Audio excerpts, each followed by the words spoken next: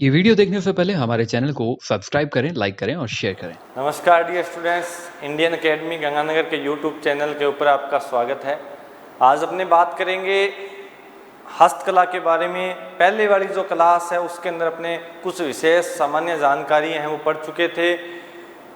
उसके बाद में पोट्री कला के बारे में पढ़ चुके थे और कठपुतली कला के बारे में भी अपने अध्ययन कर चुके थे। आज अपनी बात करेंगे एक बहुत फेमस कला है जिसका नाम है फड़ कला। फड़ कला के बारे में अपने विस्तृत अध्ययन करेंगे। फड़ कला, फड़ कला का मतलब क्या होगा देखिएगा। फड़ जो कला है इसमें कपड़े के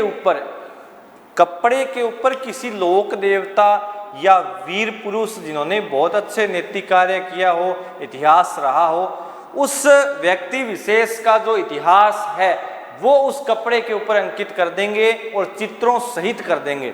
यानी कि अगर परिभाषा के हिसाब से देखा जाए तो किसी महान पुरुष या फिर किसी लोक देवता की चित्रित गाथा कपड़े के ऊपर करना ही कौन सी कला कहलाती है, तो वो कहलाती है फड़ कला। यानी कि कपड़े के ऊपर इधर वाली साइड में चित्र बनाया जाएगा, इधर साइड में उनका इतिहास लिखा जाएगा। जैसे पाबू जी की फड़ है, पाबू जी की फड़ में इधर पाबू जी युद्ध करते हुए उनका चित्र दिखाया जाएगा और इधर वाली साइड में उनका वर्णन किया जाएगा कि ये युद्ध कहाँ पर, किस समय और किसके साथ किया गया था। तो फड़ कला है। सबसे पहले फड़ कला के बारे में अपने जानते हैं प्रमुख केंद्र। तो फड़ कला का जो प्रमुख केंद्र है वो है शाहपुरा, और शाहपुरा कहाँ पर है? भीलवाड़ा के अंदर। शाहपुरा कस्बा है भीलवाड़ा के अंदर। यह फड़ कला का प्रसिद्ध या जो प्रमुख या मुख्य केंद्र है वो माना जाता है। और फड़ कला का मतलब क्या होता है? कपड़े पर किसी लोक देवता या वीर महान पुरुष की चित्रित सहित गाथा करना ही फड़ कला कहलाती है। प्रथम महिला फड़ चितेरी, राजस्थान की प्रथम महिला फड़ चितेरी कौन है? तो वो है पार्वती जोशी। प्रथम महिला फड़ चितेरी है पार्वती जोशी। पार्वती जोशी है जिन्होंने प्रथम या सबसे पहले महिला कलाकार थी जिन्होंने फड़ कला है वो तैयार की थी। तो प्रथम महिला फड़ चितेरी कौन हो जाएगी? पार्वती जोशी। एक शब्द आता है फड़ को ठंडा करना। ये फड़ को ठंडा करना, इससे क्या तात्पर्य है? क्यों कहा जाता है कि फड़ को ठंडा करना? अब देखिएगा, आपने देखा होगा आम सामान्यतः अपने घरों के अंदर जब किसी देवता यानी कि जो अपनी धार्मिक फोटोएं हैं उन फोटो या जो मूर्ति है वो विखंडित हो जाती है, टूट जाती है, या जो फोटो है कागज की वो फट जाती है, तो उस कागज को या जो उस फटे हुए जो प्रतिमा या जो मूर्ति है, टूटी हुई मूर्ति, उसको अपने क्या करेंगे? किसी अच्छे पवित्र जो स्थल होता है जैसे पानी है, तालाब है, कुंड है, उसमें इसको अपने क्या कर देते हैं? विसर्जित कर देते हैं। ऐसा देखा होगा आपने कि जब घरों में जो कोई मूर्ति वगैरह होती है, टूट जाती है, देवता की फोटो फट जाती है, तो उसके अपने नहर के अंदर डाल आते हैं। कहते हैं भी इससे अपना जो कार्य है वो अच्छा हो, पाप ना हो, ऐसा माना जाता है। तो यहाँ पर क्या करते हैं? ये जो फड़ होती है, फड़ अगर प्राचीन हो जाएगी, फट जाएगी, तो इसको क्या करेंगे? कहते हैं भी उस फड़ को यहाँ पर रखा नहीं जाएगा, मंदिरों में या धार्मिक स्थल पर रखा नहीं जाता, वो शुभ नहीं मानी जाती। उसको क्या कर देंगे? जो राजस्थान की सबसे पवित्र झील है, कौन सी? पुष्कर। उस पवित्र झील पुष्कर के अंदर विसर्जित कर देंगे, बहा देंगे, और इसको ही क्या कहा गया है? फड़ को ठंडा करना। तो फड़ को ठंडा करना का मतलब हो गया फड़ को तालाब या पवित्र झील यानी कि जो पुष्कर है उसके अंदर विसर्जित करना, फड़ को ठंडा करना कहलाता है। अब देखिएगा, फड़ कला के अंदर बहुत सारे लोक देवता है जिनकी फड़ प्रसिद्ध है, उनके बारे में अपने हर एक के बारे में विस्तार से चर्चा है वो करेंगे। सबसे पहले बात आती है देवनारायण जी की। देवनारायण जी की फड़ है उसके बारे में क्या प्रसिद्धि है?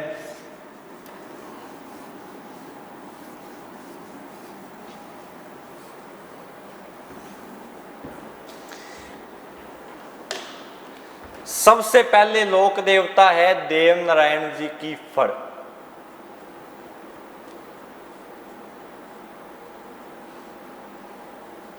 देवनारायण जी है, देवनारायण जी की राजस्थान में सबसे लंबी फड़ है वो मानी जाती है, यानी कि सबसे लंबी फड़, यानी कि जिसकी लंबाई हो वो सर्वाधिक हो, वो किसकी फड़ है? देवनारायण जी की। तो देवनारायण जी की फड़ है वो सबसे लंबी,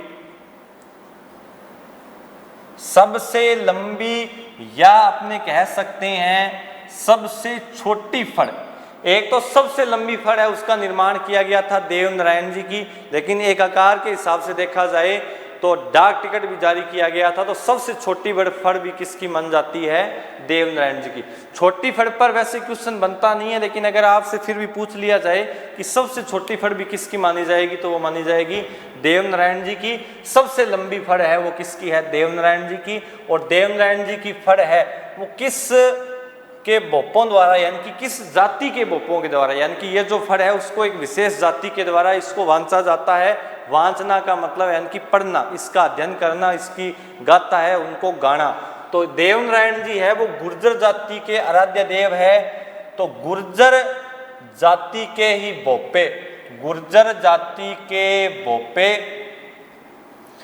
जंतर वाद्य यंत्र के साथ, जंतर वाद्य यंत्र के साथ वाचन करेंगे देवनारायण जी की फड़ का। वाद्य यंत्र का नाम आपने सुना होगा, एक अपने विशेष टॉपिक है, इसके बारे में भी अपने आगे अध्ययन करेंगे विस्तृत रूप से। ये जो वाद्य यंत्र है इसके बारे में भी आपको थोड़ी सी जानकारी दे देता हूँ। वाद्य यंत्र वे होते हैं जिसको बजाने से, पीटने से, या जो तार है उसको हिलाने से एक विशेष प्रकार की ध्वनि उत्पन्न होती है। ये या तो किसी नृत्य के अंदर इसका प्रयोग किया जाएगा या किसी धार्मिक जागरण जमे के अंदर इसका प्रयोग होता है। हर जाति विशेष इसका अलग अलग प्रयोग होता है। तो ये राजस्थान में वाद्य यंत्र होते हैं 4 प्रकार के। एक वाद्य यंत्र होता है तत्, एक होता है सुशीर, एक होता है अवनद, एक होता है गन। ये 4 प्रकार की 4 श्रेणियां हैं। इसमें बहुत सारे वाद्य यंत्र आएंगे, तत् के, सुशीर के भी, अवनद के और गन के भी। तत् का मतलब होता है जो तार से बजाए जाएंगे, यानी कि तार को टकराने पर, हिलाने पर जो ध्वनि उत्पन्न होगी वो कौन से वाद्य यंत्र माने जाएंगे? तो तत् श्रेणी के वाद्य यंत्र है वो माने जाएंगे। जैसे रावण हत्ता, जंतर, तंदूरा। सुशीर वाद्य यंत्र, सुशीर वाद्य यंत्र होगा हवा या फूंक से। जो वाद्य यंत्र हवा या फूंक से बजाए जाएंगे, यानी कि हवा मारने पर जो ध्वनि उत्पन्न होगी उसको कौन सा वाद्य यंत्र कहा जाएगा? सुशीर। जैसे बांसुरी, शहनाई, नागफनी, अलगोजा, तुरही, मोरचंग, ये सारे के सारे कौन से वाद्य यंत्र है? सुशीर। अवनद का मतलब चमड़ा, चमड़े को पीटने पर जो ध्वनि उत्पन्न होगी वो कौन से वाद्य यंत्र होंगे? अवनद। जैसे ढोल, डेरू, डमरू, नगाड़ा, ये सारे के सारे अवनद वाद्य यंत्र है। गन का मतलब क्या होता है? यानी कि धातु को धातु से आपस में टकराने पर जो ध्वनि उत्पन्न होगी वो सारे के सारे कौन से वाद्य यंत्र हो जाएंगे? गन। जैसे सबसे अच्छा एग्जाम्पल इसका चिमटा भी है, ग्रासियों की लेजिम भी है, घुंघरू है, वो सारे के सारे, मंजीरा है, वो सारे के सारे घन वाद्य यंत्र आएंगे। तो इसमें से हर एक लोक देवता की फड़ में लगभग जो वाद्य यंत्र है उसका प्रयोग है वो किया जाता है। तो देवनारायण जी की फड़ की विशेषता है सबसे लंबी या सबसे छोटी, गुर्जर जाति के बोपे, और किस वाद्य यंत्र के साथ? जंतर वाद्य यंत्र के साथ फड़ का वाचन करते हैं। एक और विशेषता है गुर्जर जाति, यानी कि ये जो जंतर वाद्य यंत्र है इसके साथ फड़ का वाचन करेगी।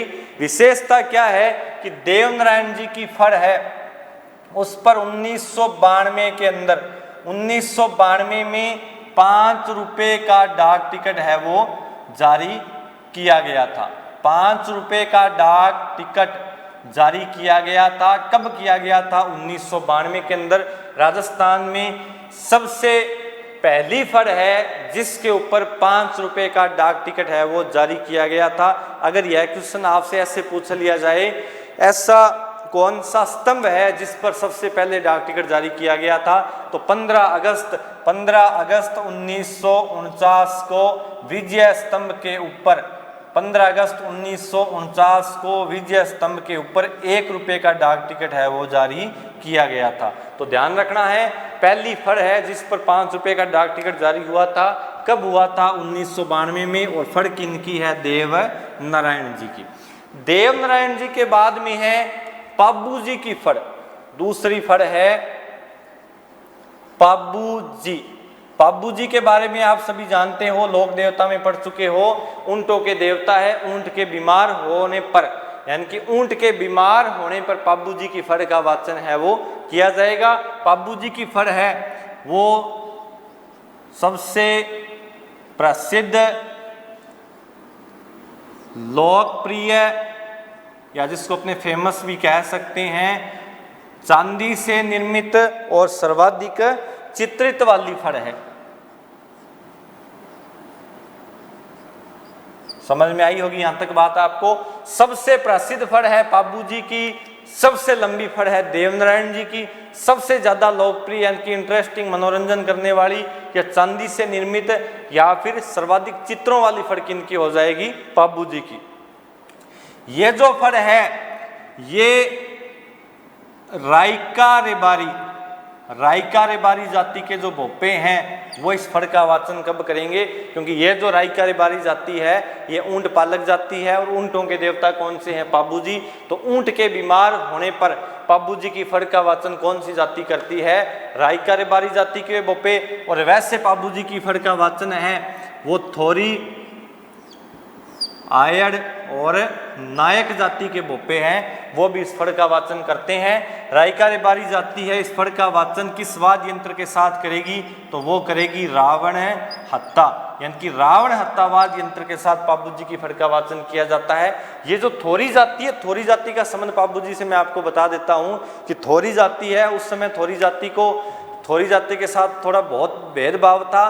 पाबू जी ने अपने दरबार के अंदर, यानी कि अपने साम्राज्य के अंदर, इन थोरी जाति के जो लोग हैं उन लोगों को ऊंचे सरदारों के पद पर नियुक्त किया गया था। इसलिए थोरी जाति के जो लोग हैं वो पाबू जी धनीरी वाचना है वो गाते हैं और अपना आराध्य मानते हैं पाबू जी को। तो थोरी जाति के लोग भी, आयड़ जाति के भोपे भी और नायक जाति के भोपे हैं वो भी पाबू जी की फड़ का वाचन करते हैं रावण हत्तावाद यंत्र के साथ। लेकिन अगर ऊंट बीमार हो जाएगा तो पाबू जी की फड़ का वाचन कौन सी जाति के द्वारा किया जाएगा? रायका रेबारी। और रायका रेबारी जाति है वो एक ऊंट पालक जाति है। तीसरी फड़ है रामदेव जी की। रामदेव जी है। रामदेव जी की फड़ की एक विशेषता है कि रामदेव जी ने पंथ चलाया था कामड़िया, तो कामड़ जाति के भोपों द्वारा किस वाद्य यंत्र के साथ? तो सेम टू सेम वही वाद्य यंत्र हो जाएगा जो पाबू जी की फड़ में है, रावण हत्ता वाद्य यंत्र के साथ। तो रावण हत्था वाद्य यंत्र के साथ रामदेव जी की फड़ का वाचन किस जाति के भोपों द्वारा किया जाता है? तो वो किया जाता है कामड़ जाति के भोपों के द्वारा। ये 3 फड़ है जो किसी ना किसी वाद्य यंत्र के साथ वांछित जाती है। देव नारायण जी में जंतर वाद्य यंत्र, पाबू जी और रामदेव जी में कौन सा वाद्य यंत्र हो जाएगा? रावण हत्था। अब ऐसी भी फड़ है जिसका वाचन बिना किसी वाद्य यंत्र के किया जाता है। बिना किसी वाद्य यंत्र के जो वाचन है वो दलों की फड़ में किया जाता है, यानी कि दलों की फड़ में किसी भी वाद्य यंत्र का प्रयोग नहीं किया जाता। तो दले कौन कौन है देखिएगा, एक है रामदला, एक है कृष्ण दला। रामदला और कृष्ण दला की जो फड़ है इनका वाचन बिना किसी वाद्य यंत्र के किया जाता है, और बिना किसी वाद्य यंत्र के साथ हाड़ौती के क्षेत्र में, यानी कि जो कोटा, बूंदी, बारां, झालावाड़ वाला हाड़ौती का क्षेत्र है, उस हाड़ौती क्षेत्र में दिन के समय किया जाएगा। ये इसकी प्रमुख विशेषता है कि दिन के समय कौन सी फड़ को वांचा जाता है, तो दिन के समय वांचा जाता है रामदला और कृष्णदला की फड़। और रामदला कृष्णदला की फड़ है उनमें किसी भी वाद्य यंत्र का प्रयोग नहीं किया जाता। एकमात्र ऐसी फड़ है जिसमें किसी भी वाद्य यंत्र का प्रयोग नहीं होता। किस क्षेत्र के में इसको वांचा जाएगा, हाड़ौती के क्षेत्र में। और कब वांचा जाएगा, तो ये वांचा जाएगा दिन के समय, यानी कि दोपहर के समय। वैसे फड़ों का जो वाचन है वो संध्या के समय ही किया जाता है। आपने देखा होगा जब जागरण या जम्मा होता है वो शाम के समय आरंभ होता है, संध्या के समय, तो उसी समय लगभग सभी लोक देवता की फड़ है उनका वाचन उसी समय किया जाता है। तो अगली जो फड़ है वो है अपने बेंसासूर की। बेंसासूर या अपने इसको भस्मासुर भी कह सकते हैं। बेंसासूर की फड़, बेंसासूर की फड़, इसके बारे में भी फैक्ट है कि यह एकमात्र फड़ है जिसका वाचन भी नहीं किया जाता। अब देखिएगा यहाँ से भी क्वेश्चन बनता है, बहुत सारे क्वेश्चन बन जाते हैं बिना किसी वाद्य यंत्र के, वो रामदला कृष्णदला।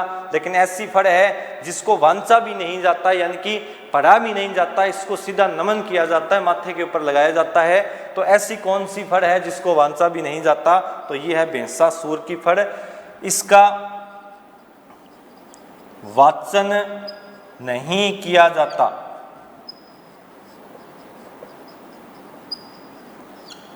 यानी कि इसका प्रयोग कैसे होगा, प्राचीन समय में बावरी जाति के लोग, बावरी जाति के लोग चोरी करते समय, बावरी जाति के लोग चोरी करते समय इसको नमन करते हैं।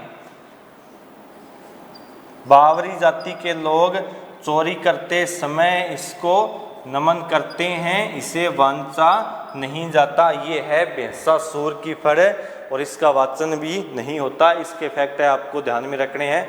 उसके बाद में है वर्तमान में फड़ बनाई गई है, छठी फड़, वैसे तो 5 फड़ है। वर्तमान में इसके कलाकार है रामलाल भोपा, पतासी भोपिन। और रामलाल भोपा और पतासी भोपिन ने जो फड़ बनाई थी वो बनाई थी अमिताभ बच्चन, सचिन तेंदुलकर और आमिर खान के ऊपर। रामलाल भोपा और पतासी भोपिन, ये 2 इसके प्रसिद्ध कलाकार हैं जिन्होंने फड़ बनाई थी। और फड़ बनाई थी किसके ऊपर, अमिताभ बच्चन,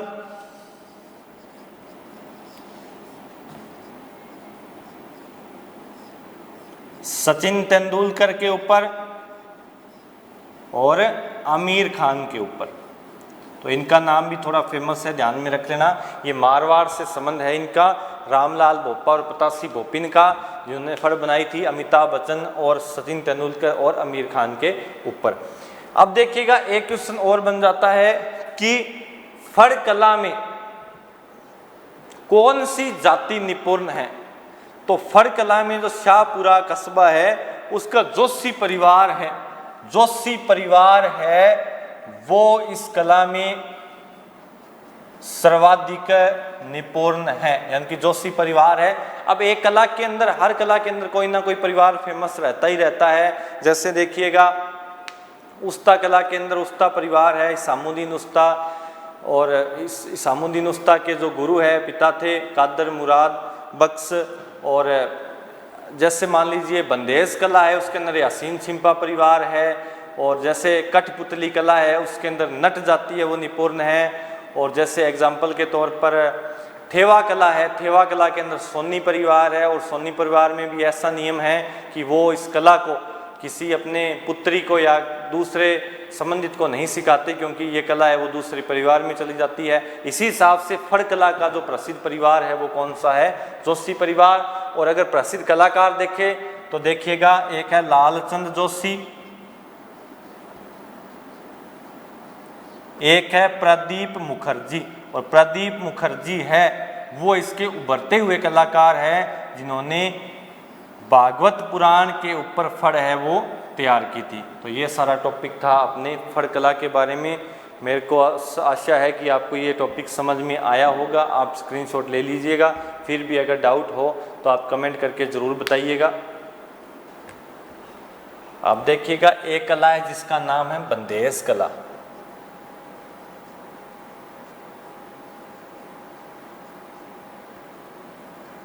देखिएगा बंदेज कला का मतलब है वस्त्रों को धागे से बांध कर रंगना।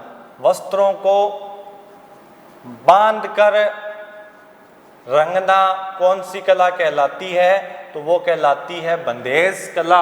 और बंदेज कला है यह किस कस्बे की प्रसिद्ध है? तो देखिएगा अगर बात आए प्रसिद्ध कहाँ की है तो ये प्रसिद्ध बन जाती है जयपुर की।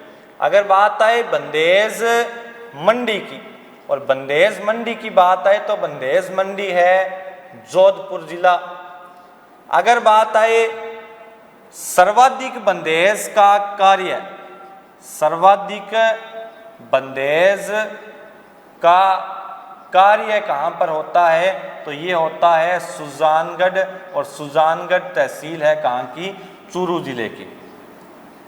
अगर बात आए बारीक बंदेज का सर्वाधिक कार्य, तो बारीक बंदेज का सर्वाधिक कार्य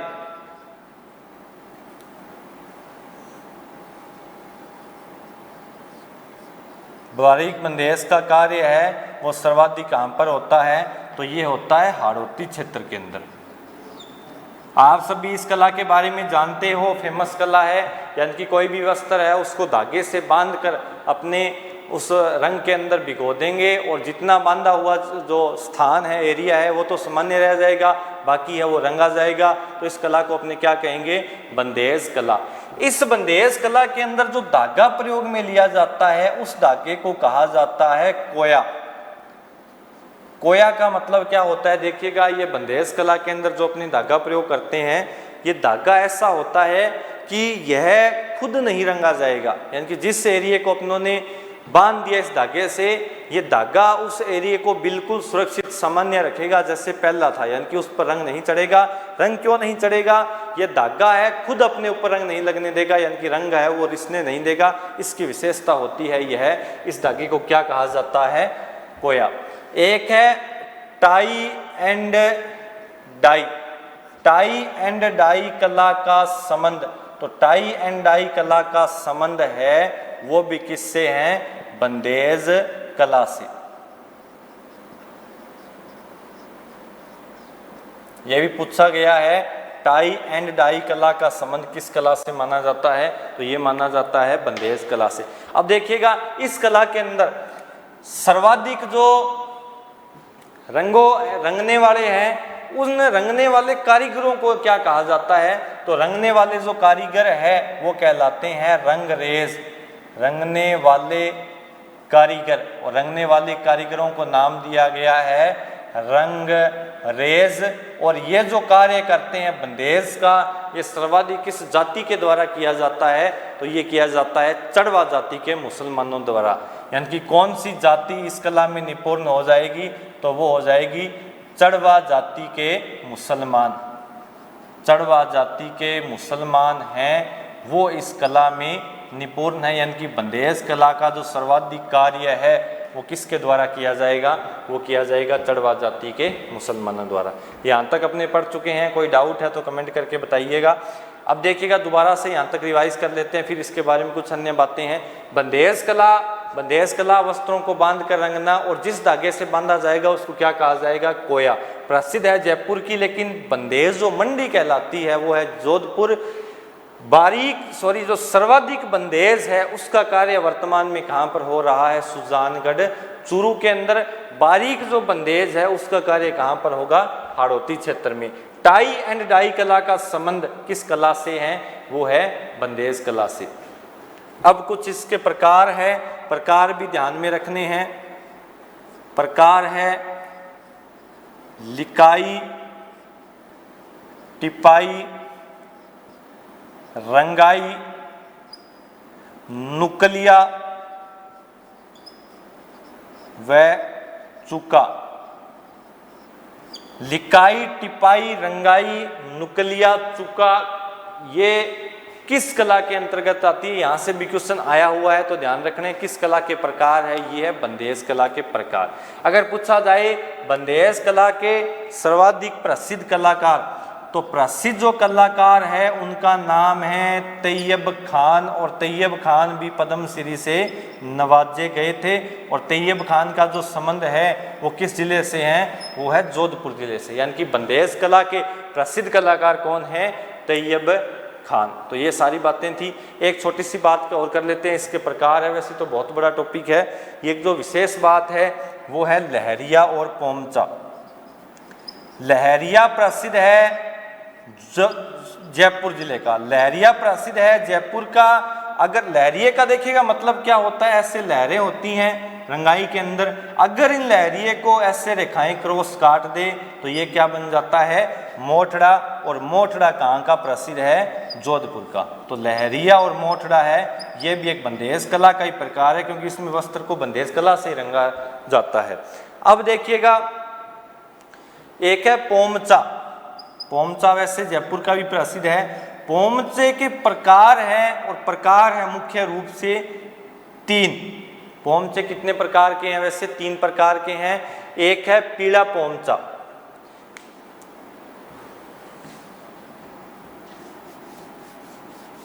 मैं यहां पर नोट कर देता हूं। पीला पोमचा कब ओढ़ा जाएगा, यानी कि पीला पोमचा है उसका प्रयोग कब किया जाएगा। 2 बातें ध्यान में रखनी है, पीला पोमचा और गुलाबी पोमचा।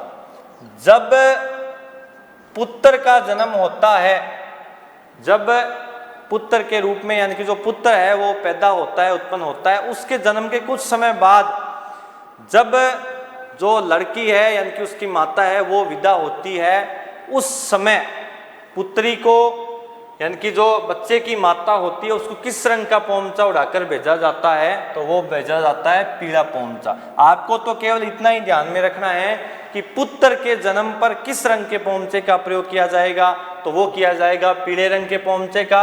अगर आपसे पूछा जाए पुत्री के जन्म पर, तो पुत्री के जन्म पर कौन सा पोमचा होगा, गुलाबी पोमचा। पुत्र के जन्म पर और पुत्री के जन्म पर। अगर लड़की ससुराल के अंदर हो तो उसको पोमचा है वो भेजा जाता है। तो पीला पोमचा पुत्र के जन्म पर, गुलाबी पोमचा पुत्री के जन्म पर। एक है काली चीड़ का पोमचा, और काली चीड़ का पोमचा है वो ओढ़ा जाता है विधवा स्त्रियों द्वारा। ये सारे फैक्ट है बंदेज कला के अंदर। तो ये सारी की सारी बातें हैं। फिर भी इस कला के अंदर कोई डाउट हो, कोई बात समझ में ना आई हो, तो आप कमेंट जरूर कीजिएगा। अगर वीडियो आपको अच्छा लगा, पसंद आया, तो इसको शेयर कीजिएगा, लाइक कीजिएगा और कमेंट करके ज़रूर बताइएगा। धन्यवाद।